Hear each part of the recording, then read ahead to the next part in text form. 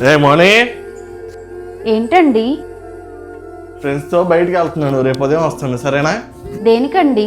అబ్బా ఈరోజు 31st night కదే, ఫ్రెండ్స్తో ఏదో సరదాగా పార్టీ అంతే. పార్టీ వద్దు ఏమొద్దండి, అసలుకే ఇప్పుడు రోజులు బాగాలేదు కదా, ఆ టైం ఏదో మాతో స్పెండ్ చేయండి, మేము ఇంట్లోనే ఉంటాం కదా. ఇంట్లో ఎప్పుడు ఉండేదే కదా, ఎప్పుడో ఒకసారి బయటికి వెళ్తాము, దీనికి కూడా వెళ్ళకూడదా?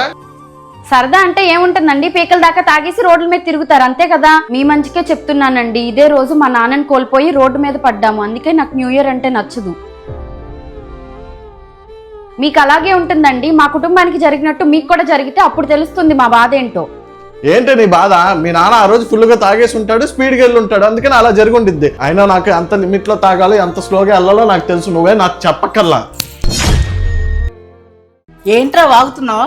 నేనేమన్నానమ్మా, జరిగిందాక చెప్పింది. ఏం తెలుసా మాట్లాడుతున్నావు? ఆ రోజు ఏం జరిగిందో నీకు తెలుసా?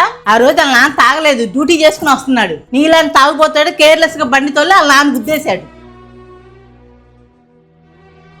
నువ్వు కరెక్ట్ గానే వెళ్తావు, నువ్వు వెనకాల వచ్చాడు కరెక్ట్ గా వస్తాడా లేదా గ్యారంటీ ఏంటి? నీకే పెద్ద మగోళ్ళ బయటకు వెళ్ళిపోతున్నావు. రేపు రోజు నీకేం జరిగితే రోడ్డు మీద పడేది నీ పిల్లం పిల్లలే, చూసే దిక్కు కూడా ఎవరు ఉండరు. ఇక నుంచి నువ్వు ఇలాంటి చెయ్యాలనుకుంటే నీకు ఒక కుటుంబం ఉందని గుర్తుపెట్టుకోరా.